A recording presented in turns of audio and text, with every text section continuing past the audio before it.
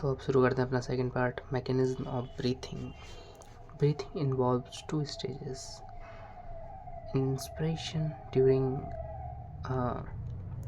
which atmospheric air is drawn in, expiration by which the alveolar air is released out. Movement of air into out of the lungs carried out by creating pressure gradient between the lungs and the atmosphere. Inspiration can occur if the pressure within the lungs is less than the atmospheric pressure.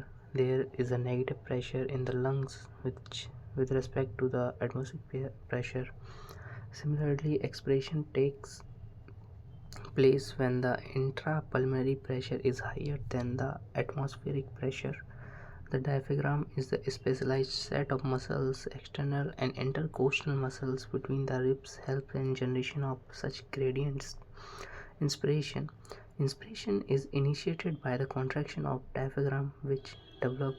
अब देखो, अब inspiration के बारे में पढ़ेंगे, फिर हम expiration के बारे में पढ़ेंगे, फिर हम कॉम्बिनेशन देखेंगे इनका, फिर हम कुछ कैरेक्टरिस्टिक मतलब डिफरेंस देखेंगे, ठीक है, कुछ टर्म्स देखेंगे, फिर हम बिगनर बॉक्स देखेंगे, फिर हम वॉल्यूम्स और रेस्पिरेटरी कैटेगरी वगैरह देखेंगे, ठीक है, फिर हम एक्सचेंज ऑफ गैसेस कैसे होता है वो देखेंगे, उसके बाद ट्रांसपोर्ट ऑफ गैसेस देखेंगे, फिर हम ट्रांसपोर्ट ऑफ कार्बन डाइऑक्साइड देखेंगे, उसके बाद हम कुछ रेगुलेशन देखेंगे, फिर हम कुछ डिसऑर्डर्स देखेंगे. बस पापा जी तो न इत सॉरी कहाँ गया हुए, ठीक है भाई. तो शुरू करते हैं सबसे पहले inspiration. Inspiration is initiated by contraction of diaphragm which increases the volume of थोरिक chamber at anterior posterior axis. The contraction external intercostal muscle lifts the ribs and the sternum, causing an increase in volume of thoracic chamber in dorsoventral axis. Overall increase in thoracic volume causes a similar increase in pulmonary volume. As increase in pulmonary volume, intrapulmonary pressure to less than atmospheric pressure, which forces air from outside to move into the lungs is called inspiration. तो देखो basically जो हमारा diaphragm है वो जाएगा ऊपर upward. अब जब अपवर्ड आएगा तो जो थोरिक चैम्बर है उसका जो वॉल्यूम है वो बढ़ेगा.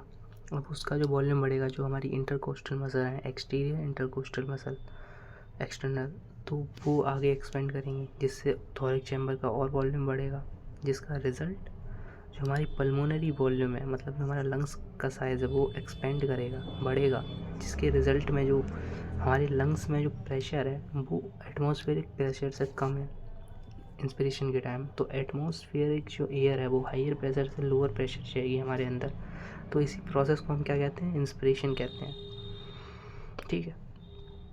वहीं रिलैक्सेशन, देखो एक्सप्रेशन उल्टा होता है, ठीक. Relaxation of diaphragm and intercostal muscle return to diaphragm and sternum to their normal position, reduce thoracic volume thereby pulmonary volume.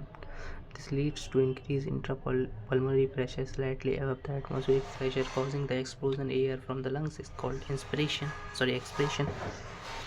तो बेसिकली उल्टा होता है इसमें. डायफ्राम जो है वो वापस अपनी नॉर्मल पोजीशन में आएगा, और जो अपने इंटरकोस्टल मसल है इंटीरियर वाली वो डायफ्राम को नॉर्मल पोजीशन में लाएंगी, जिससे जो थोरिक वॉल्यूम है वो डिक्रीज़ होगी, और जो प्रेशर है वो अंदर बिल्डअप ज़्यादा होगा एटमॉस्फेयर के कंपेयर में. जो स्टर्नम और रिब्स हैं वो वापस अपनी नॉर्मल पोजीशन में आएंगी. जो प्रेशर ज़्यादा हुआ है एटमॉस्फेयर के मुकाबले तो अंदर से बाहर की तरफ जाएगी एयर, इसी को हम कहेंगे expiration. We have ability to increase the strength of inspiration and expiration with the help of additional muscle in abdomen. Means जितना ज़्यादा हम पेट में जोर लगाएंगे उतनी ज़्यादा हम बढ़ा सकते हैं. देखो ट्राई करो.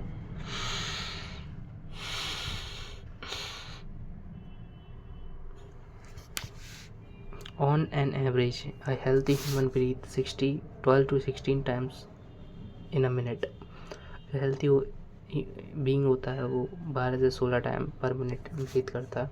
और ब्रीथ एक ऐसा डिवाइस होता है जिससे हम चेक कर सकते हैं हमारी वॉल्यूम ऑफ एयर कितनी ब्रीथ कर रहे हैं, उसे हम कहेंगे स्पायरोमीटर। अगर हमें बुखार है तो हमारा जो ब्रीथिंग रेट है वो बढ़ जाएगा। जो CO2 कंसनट्रेशन है ब्लड में अगर बढ़ गई तो हमारा ब्रीथिंग रेट और तेज़ हो जाएगा, क्योंकि जितना हो सके वो जल्दी जल्दी CO2 बाहर फेंकेगा।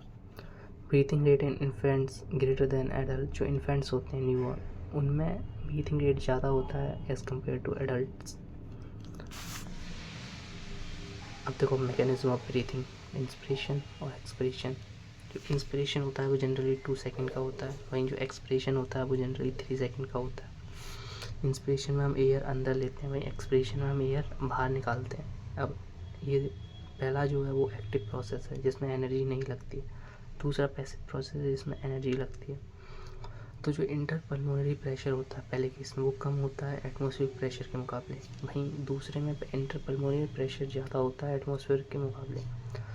तो पहले केस में होता है कॉन्ट्रैक्शन, जिसमें रिब्स स्टर्नम आगे की तरफ आ जाती है, डायफ्राम ऊपर की तरफ शिफ्ट हो जाता है, जो वॉल्यूम है थॉरैक्स की वो इंक्रीज हो जाती है, ठीक है।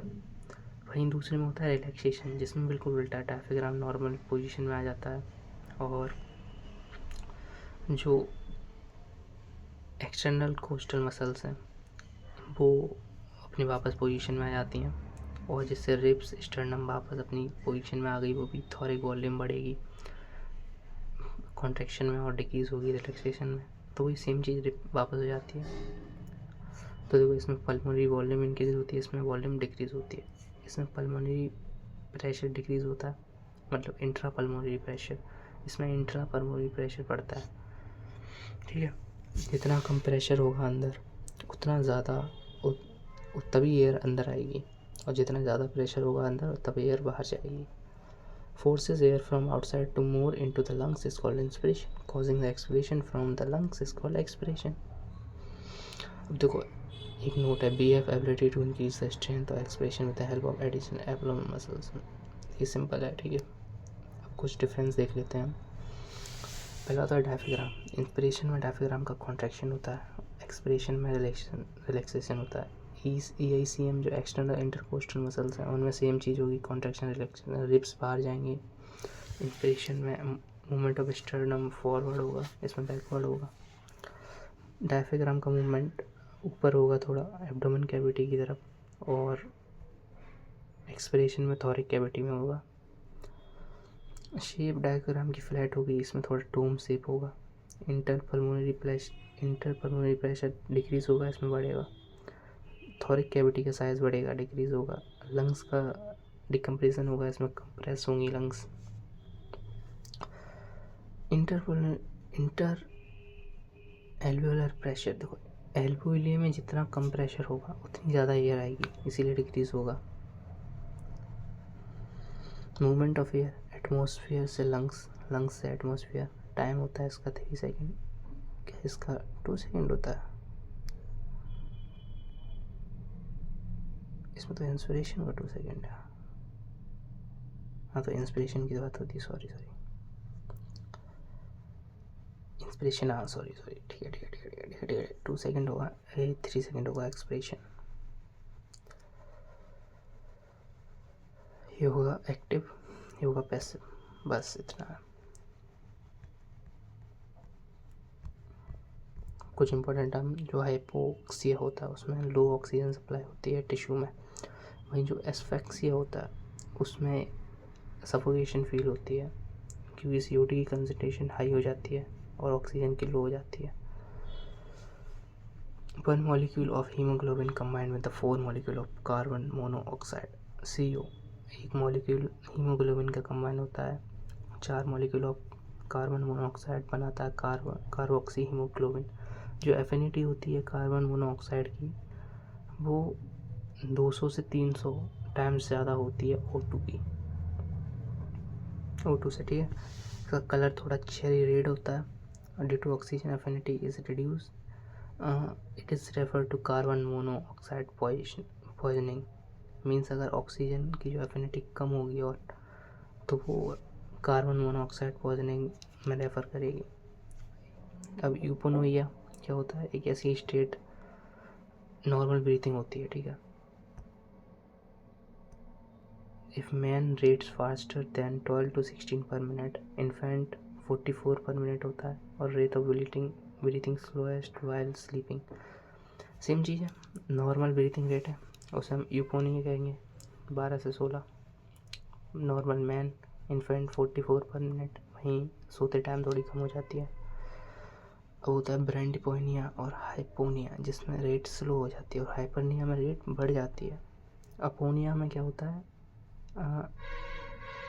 ब्रीथिंग रुक जाता है, ब्रीथिंग जो प्रोसेस है, ठीक है, उसे अपोनिया कहेंगे। और डिस्पेनिया, जिसमें बहुत दर्द होता है ब्रीथिंग लेने में, मतलब सांस लेने में बहुत दर्द होता है। और एस्फैक्सिया एक ऐसी स्टेट होती है जिसमें सफोकेशन होती है, क्योंकि CO2 बढ़ जाती है, O2 की कंसंट्रेशन लो हो जाती है।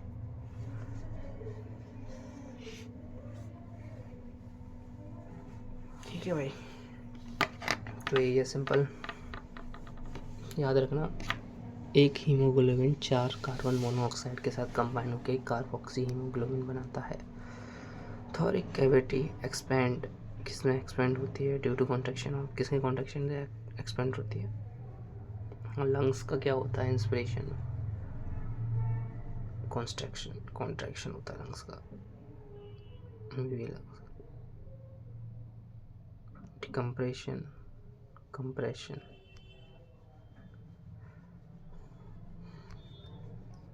मेरे ख्याल से तो भाई इसमें डायफ्राम का कॉन्ट्रैक्शन होता है, हाँ होता है।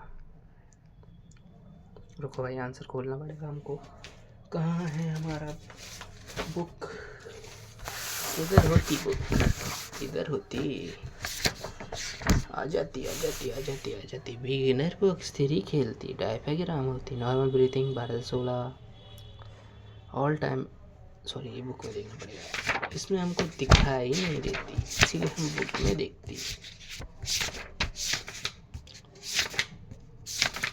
Okay, all the time of inspiration muscles of a diaphragm, inspiration के टाइम मसल्स डायफ्राम की कैसी होती हैं, कॉन्ट्रैक्टेड होती हैं। 3 का क्या होती, 3 का 4 होती, क्या 3 का 3 होती, बिल्कुल सही होती। ड्यूरिंग एक्सप्रेशन के टाइम क्या होता है, relaxation of diaphragm and ICM, तो हो सकता है भाई, कॉन्ट्रैक्शन तो नहीं होता, देयर इज ओनली कॉन्ट्रैक्शन, मैं तो बन के साथ जाना चाहूँगा भाई, बन सही है। Abdominal breath refers to faster breathing, 8 का एब्डोमिनल ब्रीथिंग, अच्छा बन है 8 का। At time of fever respiratory rate increase हो जाता है, what does expiratory muscles contract, expiratory muscle contract होती हैं क्योंकि नॉर्मल इंस्पिरेशन करते हैं, डीप इंस्पिरेशन में होंगी, फोर्सफुल ब्रीथिंग में भी होंगी।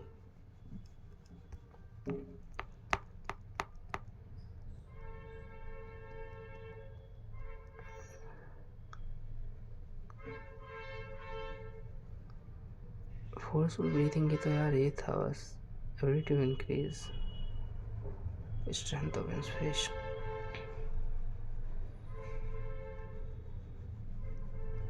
कोई नहीं, फोर्सफुल ब्रीथिंग होगा, ठीक है। एक्सपिरेटरी मसल्स आर, मैं तो भाई पन के साथ नहीं, एब्डोमिनल मसल्स प्लस ICM, इसे एक्सपिरेटरी मसल्स कहेंगे।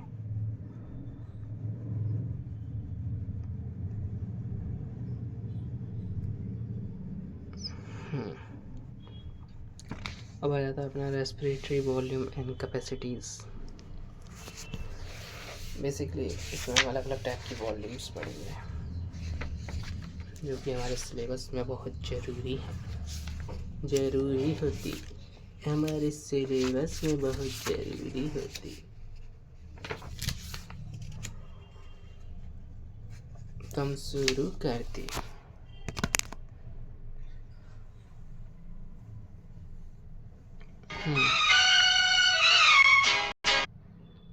किसी का भी फ़ोन आ जाती, ओके चलो, रेस्पिरेटरी वॉल्यूम एंड कैपेसिटीज। अब रेस्पिरेटरी वॉल्यूम क्या होता है, कैपेसिटी देखेंगे।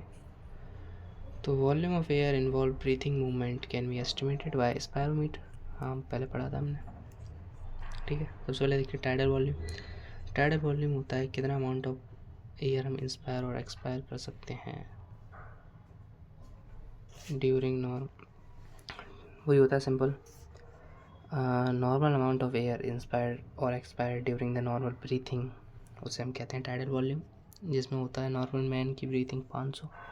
ठीक है, बिल्कुल ठीक है भाई।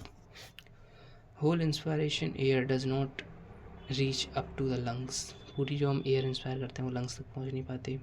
जो पोर्शन होता है वो रेस्पिरेटरी ट्रैक में कुछ एब्जॉर्ब हो जाता है, जैसे 150 ml होता होगा भाई। अ healthy man can inspire expire approximately 6000 से 8000, अच्छा पर मिनट है, हाँ ठीक है, 6000 to 8000 पर मिनट। क्या 60 का डिवाइड कर मल्टीप्लाई कर दो 500 में, सिंपल भाई, सिंपल है ये। नहीं 2 का होगा भाई, 60 का होगा तो कितना आएगा, 30,000 आएगा। 2-3 सेकंड का होता है, हाँ ठीक है भाई। तो 2 घटा दो, तो याद रखो भाई ये। अब होता है इंस्पायरेटरी रिजर्व वॉल्यूम। कितनी हमारे अंदर एक पर्सन जब फोर्सेबल इंस्पिरेशन करता है तो कितनी वैल्यू इंस्पायर करता है, मतलब volume of air person can inspire by forcible inspiration over tidal volume, तो 2500 से 3000। भाई एक्सपिरेट मतलब फोर्सेबल एक्सपायर करता है तो कितनी करता है, 1000 से 1100 सगुन के। तो ये 3 वॉल्यूम तो भाई बहुत आसान थी, कर ली भाई हमने, रिवीजन हो गया हमारा 3 वॉल्यूम का। अब बात आती है रेसिडुअल वॉल्यूम, मीन्स कितनी वॉल्यूम हमारी फोर्सफुल एक्सपायरेशन के बाद बच जाती है। तो देखो भाई 3000 जब जा रही है तो 1100 जा रही है, तो 1100 1200 बचेगी, ठीक है। ये कुछ ग्राफ है जिससे हमारा कोई लेना देना नहीं है। अब देखते हैं एम्पायरेटरी कैपेसिटी। एम्पायरेटरी कैपेसिटी क्या होता है वो देखते हैं हम। IRV प्लस टाइडल वॉल्यूम, तो टोटल वॉल्यूम कितनी हम फोर्सेबल इंस्पिरेशन और टाइडल वॉल्यूम का कॉम्बिनेशन होता है इंस्पायरेटरी वॉल्यूम, वहीं एक्सपायरेटरी वॉल्यूम होता है ITV मतलब टाइडल वॉल्यूम। टाइडल वॉल्यूम तो आएगा भाई, टाइडल वॉल्यूम ERV का कॉम्प्लेक्शन, ठीक है।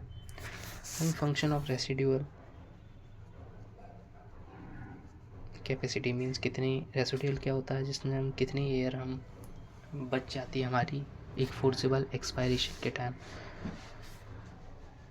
तो फोर्स फंक्शनल रेसिडुअल कैपेसिटी क्या होता है, ERV प्लस रेसिडुअल वैल्यू, ठीक है।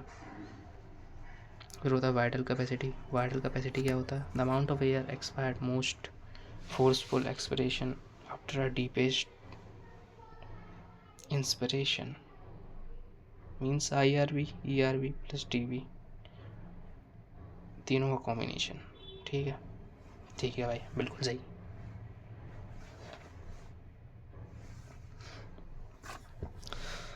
ठीक है, सर वाइटल कैपेसिटी कहते हैं टोटल लंग कैपेसिटी, टोटल हो जाएगा भाई इन सब का, IRV ERV TV RV, ठीक है, सिंपल इजी। 6000 ml होती है अप्रॉक्स। वाइटल कैपेसिटी 4500 होती है। वहीं फंक्शनल रेसिडुअल कैपेसिटी 2200 से 2500 होती है। वहीं एक्सपिरेटरी कैपेसिटी मीन्स कितनी हम एयर एक्सपायर करता है नॉर्मल एक्सपिरेशन में, वो होती है 1500 से 1600।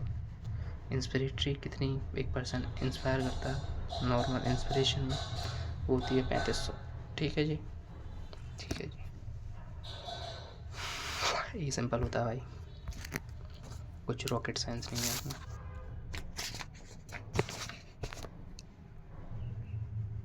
ये तो क्वेश्चन है बच्चों वाले। Expiratory reserve volume 1100, residual volume 1200, tidal volume 1500। तो फंक्शनल रेसिडुअल वॉल्यूम कितनी होगी, फंक्शनल रेसिडुअल वॉल्यूम क्या होती है, expiratory volume plus residual volume, ये भी होती है मेरे ख्याल से। क्या होती है functional residual volume, ERV plus, हाँ वही ERV प्लस, तो इसका 1200 और 1100 प्लस कर दो, कितना हो जाएगा 2300, तो आएगा 1 का 3। सही है, 1 का 3। अभी कितने क्वेश्चन है इसमें? 4 है, 13 क्वेश्चन है total. Air filled in dead space 1500 CC, मतलब वही रेस्पिरेटरी ट्रैक्ट में। रेसिडियल वॉल्यूम, रेसिडियल वॉल्यूम क्या होती है? ग्रेटर देन वाइटल कैपेसिटी, नहीं वाइटल कैपेसिटी ज़्यादा होती है भाई। रेसिडियल वॉल्यूम कितनी होती है? 1100 से 1200। और वाइटल कैपेसिटी कितनी होती है भाई? 3000 लगभग होती है मेरे ख्याल से।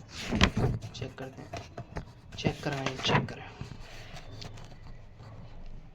4500 होती है भाई, 4500। 2500 से वो तो फंक्शनल होती है। 4500 होती है भाई, बहुत कम होती है। टाइडल वॉल्यूम से ज़्यादा होती है। ग्रेटर देन टाइडल वॉल्यूम, हाँ residual volume greater than tidal volume, greater than inspiratory volume. Inspiratory तो 3500 होती है भाई। तो मेरे ख्याल से तो 4 होना चाहिए 3 का।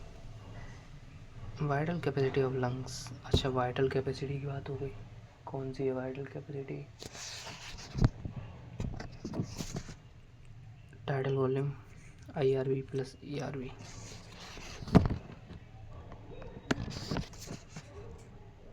Total lung capacity 6 litre. After deep inspiration maximum expiration capacity of lungs is known as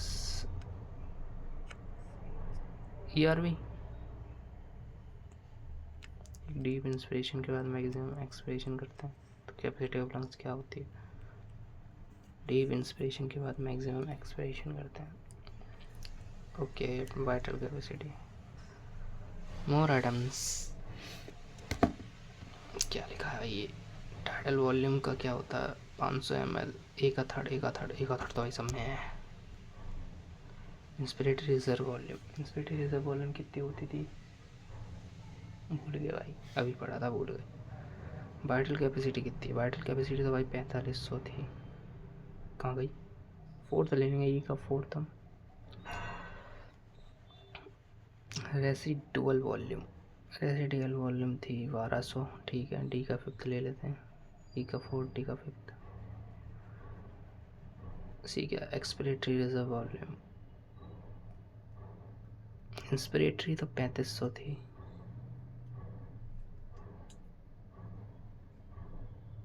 सौ से 30,000। एक्सपिरेटरी कितनी थी? 100 ml। सी का सेकेंड, तो इसका 2 हो जाएगा। Residual volume mostly occurs in, residual volume होती क्या भाई, ये भूल जाता हूँ मैं एक तो। रेसिडुअल वॉल्यूम टोटल होता है, रेसिडुअल वॉल्यूम 1100 से 1200, टोटल इंस्पिरेशन और टाइडल वॉल्यूम ये होती है।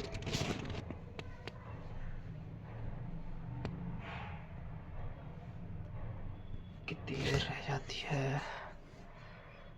तो कहाँ रह जाती है भाई? एलवीएलए में रह जाती होगी हैं जी? नहीं, एलवीएलए में क्यों रहेगी भाई? मेरे ख्याल से तो ट्रैकिया में फंस जाती होगी भाई, क्यों सही कह रहा हूँ। एलवीएलए है।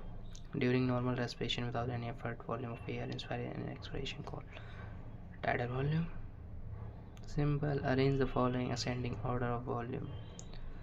सबसे ज़्यादा वॉल्यूम होती है टाइडल वॉल्यूम, सबसे कम होती है, फिर एक्सपिरेटरी उसके बाद आती है मेरे ख्याल से। एक्सपिरेटरी 1000 होती है, 1500 होती है, तो भाई सी डी ए बी 11 का 1। 1200 ml लंग्स होती है, 1200 ml कौन सी होती है भाई? 1200 ml लंग्स में वाइटल तो होती नहीं है भाई। इंस्पिरेटरी रिजर्व वॉल्यूम हो सकती है 1200 ml।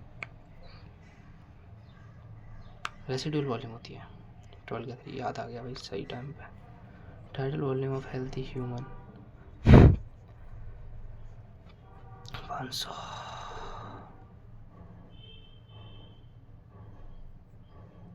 अच्छा, 1 घंटे में, तो 1 मिनट में कितनी होती है भाई?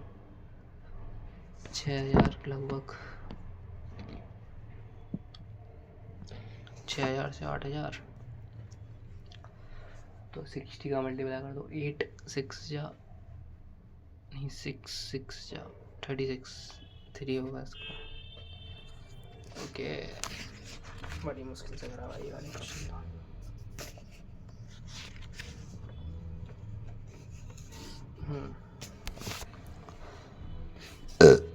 सॉरी गाइस, खाना खाया था, डकार मार दिया भाई। ओके, अब हम देखेंगे एक्सचेंज ऑफ गैसेस। तो alveoli is the primary site of exchange of gases. Alveoli हमें पता है वाइट फाइबर सेल होती है, न्यूमोसाइट 1 और 2 होते हैं। 2 एक सरफेस प्रोवाइड कराते हैं जिससे मैक्सिमम इंस्पिरेशन हो। न्यूमोसाइट 1 मैक्सिमम इंस्पिरेशन करती हैं। Exchange of gases also occur in between blood and tissue. Okay. Oxygen and CO2 are exchanged in these sites. Simple diffusion mainly based on pressure or considering gradient, solubility of gases as well as thickness of membrane. Involved diffusion are also some that can affect the rate of diffusion. ठीक है भाई, तो ये site है alveoli की। Simple squamous epithelium होती है alveoli में। तो कैसे होता है वो देखेंगे। ब्लड और टिश्यू के बीच में, बॉडी टिश्यू और ब्लड के बीच में ऑक्सीजन देखो ये जाती हुई जा रही है और वो आ रहा है, CO2 जा रही है। तो pressure contribute by an individual gas in a mixture of gases is called partial pressure. मतलब क्या है, pressure contributed by individual gas in the mixture of gases is called partial pressure, represented by PO2 यानी partial pressure of O2, partial pressure of CO2 carbon dioxide. Partial pressure of two gases in atmosphere two side diffusion are given table. तो अलग अलग partial pressure हम पढ़ेंगे। PO2 PCO2, तो atmosphere में O2 की ज़्यादा होती है, CO2 कम होती है, ठीक है, 159 0.3। लेकिन एल्वुलाई में क्या होता है, एल्वुलाई में O2 का जो वो है वो ज़्यादा हो जाता है और CO2 कम हो जाती है, यानी 104 40 होता है। वहीं डीऑक्सीनेटेड ब्लड में CO2 ज़्यादा होगी 40 45, वहीं ऑक्सीनेटेड ब्लड में वो 95 O2 होगी और वहीं 40 ये होगी। वहीं टिश्यू में क्या होगा, जो CO2 है वो ज़्यादा होगी और O2 कम होगी। तो पढ़ते हैं भाई इसमें।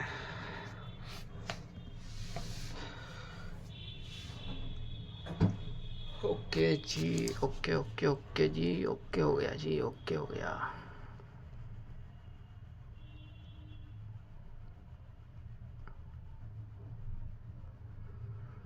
देखो, एल्वुलियर जो एयर है उसमें 104 O2 होगी mm/Hg, वहीं PCO2 40 होगी।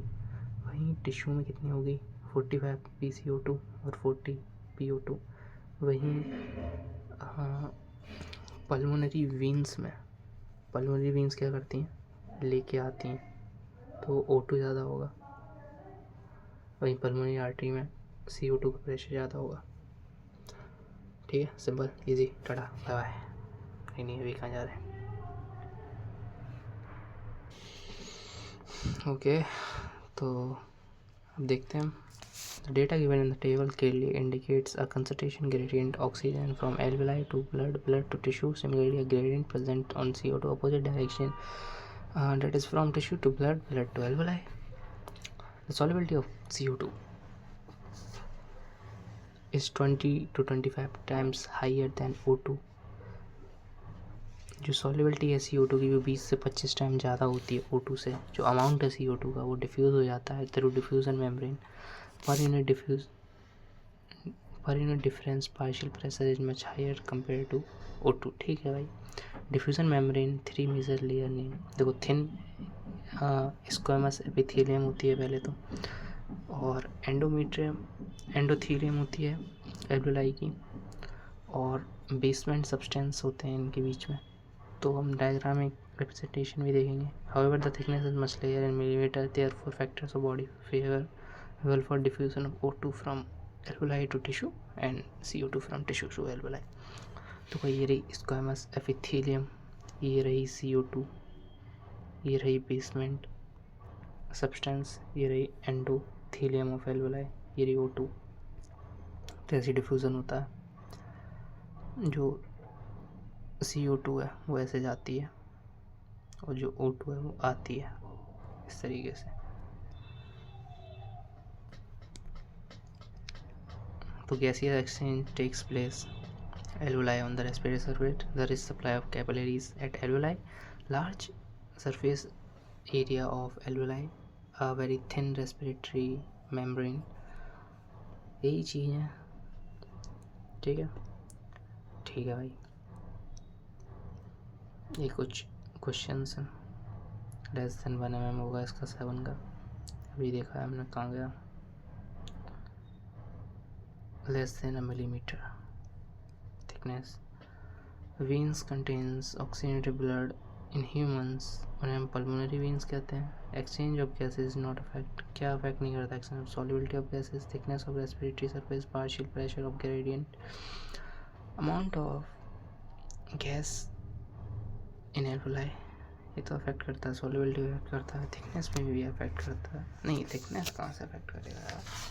चेक करते 3 का 4 है भाई। हाँ, amount of gas not affected. Okay, अच्छा ठीक है।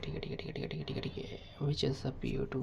पल्मोनरी वेन में क्या होता है, पल्मोनरी वेन में ऑक्सीजन ज़्यादा होता है, तो PO2 2 हो जाएगा। 2 का 2 पहले का very high number of alveoli present in lungs, that means more space increasing the volume as by more area of diffusion, maximum more area of diffusion होगा। ये क्या है भाई। अच्छा, इधर क्या आएगा, ब्लड डीऑक्सीनेटेड में 45 होता है, ए का 45, तो 2 हो जाएगा 5 का। ओके जी। सी क्या है, बेसमेंट है सी, कैपिलरी बॉल है सी। वाह जी वाह। ये क्या है, एल्वेओलर कैविटी है, ठीक है। बी क्या है, RBC है, ठीक है भाई, बी RBC है, वो कैपिलरी बॉल है, तो 6 का हम 3 जाते हैं, हम 3 के पास, इसका तो 4 ही, लेस देन 1 mm, सही है। Gaseous exchange takes place in alveoli on respiratory surface because मतलब because क्यों, this supply of capacity है। हाँ सही है, फर्स्ट सही है, large surface बिल्कुल सही है, thin respiratory membrane, thin है ठीक है, सही है। चलो all of the above। अब हम देखेंगे अपना ट्रांसपोर्ट ऑफ गैसेस कैसे ट्रांसपोर्ट होते हैं। ये मेन पार्ट है अपना, इस चैप्टर का मेन फोकस वाला पार्ट है, तो इसे देखते हैं 2 मिनट की ब्रेक के बाद। Okay, transport of gases. Blood is medium of transport of O2 and CO2.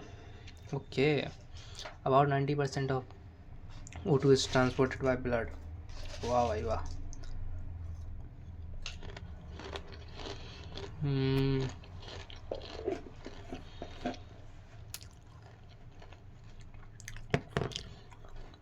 The 3% of O2 is carried by dissolved state through plasma. Okay, 20 से 25% CO2 ट्रांसपोर्ट होती है RBC के द्वारा, वेयर 70% कैरिड होती है बाइकार्बोनेट SCO3 के द्वारा।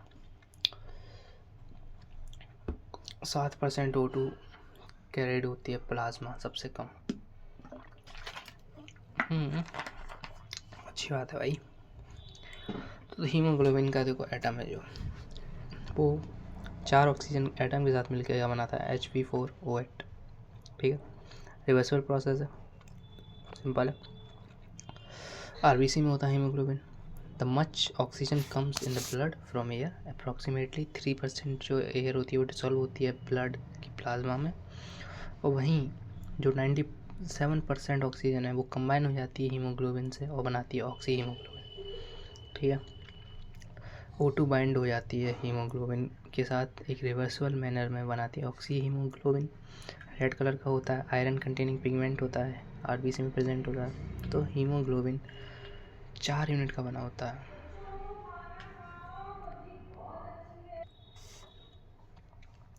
ठीक है। तो each unit has 1 ferrous plus 2 state. Each haemoglobin molecule can carry a maximum of 4 molecules. हाँ, वही बताया हमने। 4 यूनिट का बना होता है हीमोग्लोबिन। 1 ग्राम ऑफ हीमोग्लोबिन में 1.3 ml ऑफ ऑक्सीजन आता है। तो 100 ml ऑफ ब्लड में 15 ग्राम ऑफ हीमोग्लोबिन होता है। तो 15 ग्राम ऑफ हीमोग्लोबिन में 20 ml ऑफ ऑक्सीजन आता है। ठीक है। तो 1 ग्राम 1.34 ग्राम ऑफ ऑक्सीजन कंटेन करता है। वहीं 100 ml यानी 100 ml ब्लड में 15 ग्राम हीमोग्लोबिन होता है और उसमें 20 ग्राम ऑक्सीजन होता है। 20 मिली लीटर। ग्राम क्या कर रहा हूँ मैं। ठीक है, सिंपल। तो मतलब 100 ml of blood transport approximately 20 ml of oxygen. अब देखो, कंडक्टिंग साइकिल में जो ब्लड है वो 25% O2 टिश्यू को दे देता है। तो जो 100 ml ऑफ ऑक्सीजन ब्लड है वो डिलीवर होता है 5 ml of O2 to tissue under normal physiological condition. Means जो 100 ml ऑफ ब्लड है उसमें 20 ml जो O2 है उसमें से 5% यानी 25% यानी 5 ml जो O2 है वो टिश्यू को दिया जाता है। Binding the oxygen with hemoglobin primarily related to the partial pressure of O2, but PCO2, hydrogen ion concentration and temperature are factors that interfere with this binding. Means जो binding होती है oxygen की haemoglobin के साथ वो partial pressure पर depend करते हुए रिलेटेड होती है O2 के। लेकिन जो PCO2 है वो हाइड्रोजन आयन कंसंट्रेशन और टेम्परेचर के ऊपर डिपेंड करता है। Oxygen does not oxidize hemoglobin. Formation of oxyhemoglobin is process is called oxidation. The valency of iron 2 in hemoglobin. Some gases ozone oxidize hemoglobin.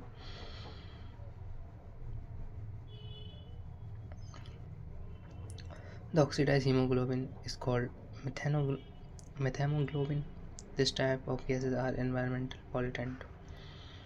तो वही है।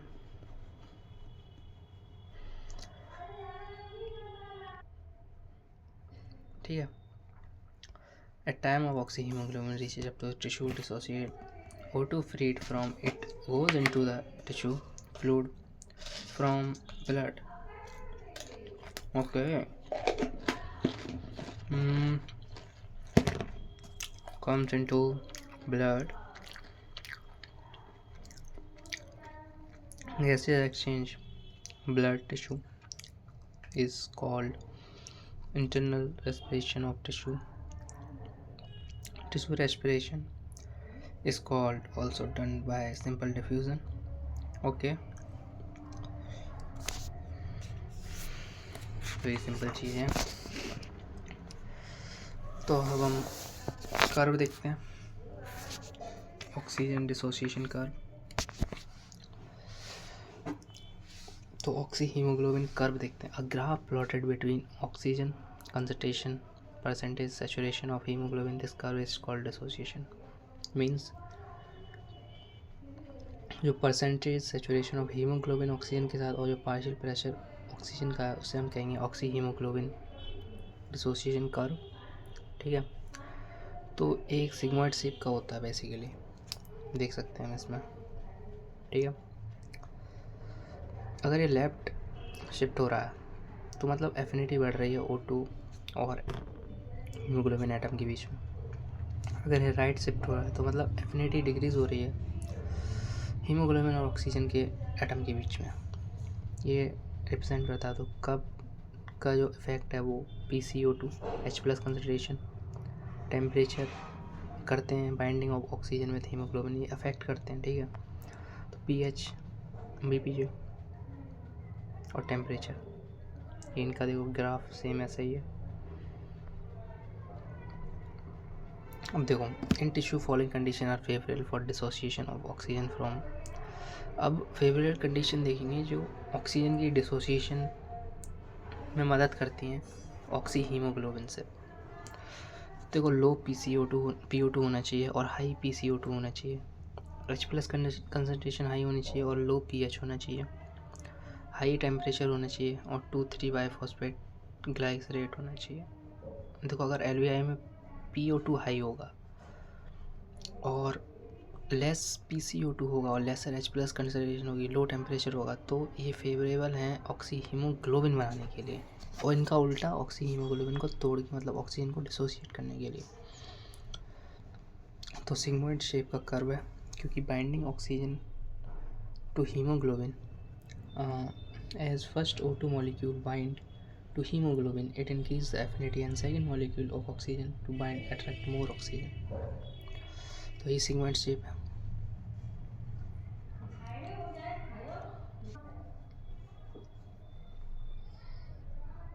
ओके, तो अब शुरू करते हैं हम अपना PYQ सेशन, PYQ नहीं, प्रैक्टिस सेशन। ठीक है, पहला है methaemoglobin refers to oxygenated haemoglobin, oxidise haemoglobin. How much oxygen blood supply tissue, कितनी ऑक्सीजन सप्लाई करता है ब्लड टिश्यू में? 25%। How many oxygen entered blood from alveoli, मतलब हाउ ऑक्सीजन एंटर्स ब्लड में कैसे एंटर होती है? ऑलवेज सिंपल डिफ्यूजन प्रेशर से। ओके, तरीका 2, oxygen dissociation curve of haemoglobin sigmoid होता है, और molecule of haemoglobin can carry, कितने हैं कैरी हीमोग्लोबिन कर सकता है molecule? May be 4। Oxygen in lungs ultimately reached alveoli. इस क्वेश्चन का क्या मतलब था पता नहीं। The vertebral blood the carrier of oxygen to tissue respiratory, vertebral में कैरियर क्या होते हैं? ल्यूकोसाइट होते हैं मेरे ख्याल से। अच्छा, हीमोग्लोबिन, ओह सॉरी, हीमोग्लोबिन क्या है? ब्लड कैरियर है,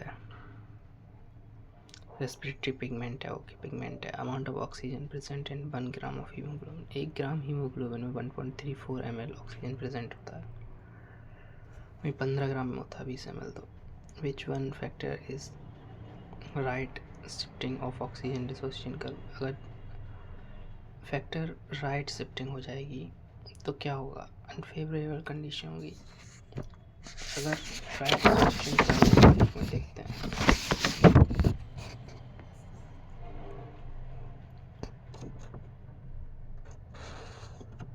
okay, dissociation oxy haemoglobin dissociation हो जाएगा तो हाई टेम्परेचर होगा। राइट शिफ्ट हो रहा है तो हाई होगा। हाँ, लो पीएच होना चाहिए, लो PO2। हाँ, सही है। PCO2 में भी हाई होना चाहिए। इसमें वो ले दिया ऑक्सीजन, क्या लगा? Oxygen haemoglobin dissociation curve shift to right on decrease of, क्या डिक्रीज होता है? पीएच लो होता है। Body tissue obtain from a, कितने हैं इसमें? अच्छा, 2 और हैं। हाँ, body tissue obtain from oxy haemoglobin because the dissociation of tissue. अच्छा, ऑक्सी हीमोग्लोबिन ऑब्टेन होता है तो मतलब उल्टा हो रहा है, यानी लो कंसंट्रेशन है CO2 की, हाई कंसंट्रेशन है O2 की। हाई कंसंट्रेशन है CO2 की, नहीं,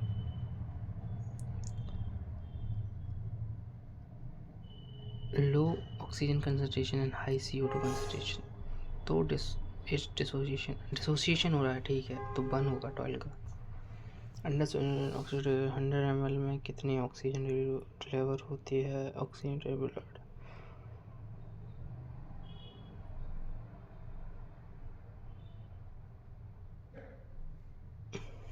100 ml में कितनी ऑक्सीजन होती है?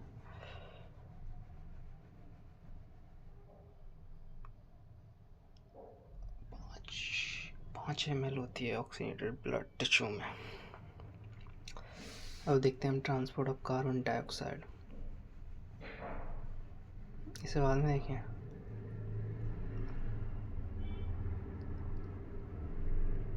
ओके, इसे सेकंड पार्ट में देखते हैं हम। ठीक है, अभी हमने ट्रांसपोर्ट ऑफ O2 देखा है। वैसे तो हम सेकंड पार्ट में देखेंगे। तब तक के लिए टाटा बाय बाय।